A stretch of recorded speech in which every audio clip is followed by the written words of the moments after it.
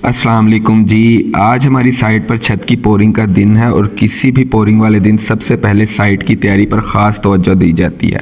आप देख सकते हैं कि रोड से लेकर साइट के अंदर तक पूरा रास्ता साफ़ सुथरा। पोरिंग वाले दिन गर्दो गुबार नहीं होनी चाहिए, इसलिए हमेशा पानी का बाकायदा छिड़काव करना चाहिए।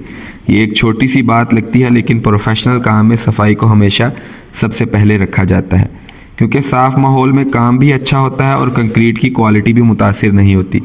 जैसे जैसे हम साइट के अंदर आएँ, सबसे पहले स्लैब एरिया की सफाई।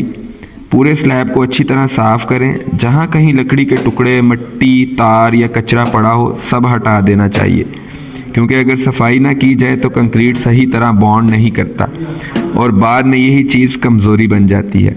इसके बाद स्लैब की साइडों को अच्छी तरह चेक करें। जहां कंक्रीट रुकती है वहां मजबूत रोक लगाएं, सीधी और टाइट। ऐसा करने से पोरिंग के दौरान कहीं से कंक्रीट बाहर नहीं निकलेगी। अब यहां आप देख सकते हैं कि कंक्रीट डालने के लिए मशीन सेट की जा रही है। पोरिंग से पहले मशीन को अच्छी तरह चेक करना।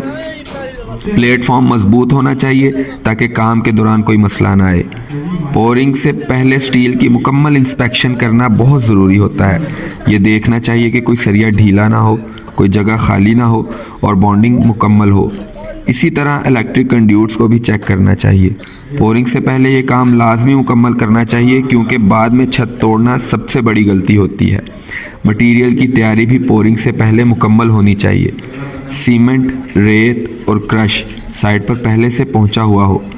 पानी का इंतज़ाम वाफिर मकदार में होना चाहिए। ये बहुत ज़रूरी है कि पानी की मोटर पूरे दिन चलती रहे, क्योंकि पोरिंग के दौरान पानी रुकना नहीं चाहिए। अब यहाँ पोरिंग का काम शुरू हो चुका है। पोरिंग के दौरान सबसे अहम चीज़ कंक्रीट की क्वालिटी को बरकरार रखना होती है। कंक्रीट ना ज़्यादा खुश्क हो और ना ज़्यादा पतला। छत के लिए आमतौर पर कंक्रीट की रेशो 1-1.5-3 रखनी चाहिए, यानी 1 हिस्सा सीमेंट, 1.5 हिस्सा रेत और 3 हिस्से क्रश के। रेशो को हमेशा पैमाइश के साथ रखना चाहिए, अंदाजे से नहीं, क्योंकि रेशो ही छत की मजबूती का फैसला करती है। पोरिंग के दौरान वाइब्रेटर लाजमी इस्तेमाल करना चाहिए। इससे कंक्रीट के अंदर मौजूद हवा ख़त्म हो जाती है और कंक्रीट मुकम्मल मजबूत हो जाती है। एक और बहुत अहम बात यह है कि पोरिंग को हमेशा मुसलसल करना चाहिए, दरमियान में वक्फा नहीं देना चाहिए। अगर वक्फा आ जाए तो जॉइंट कमज़ोर हो जाता है।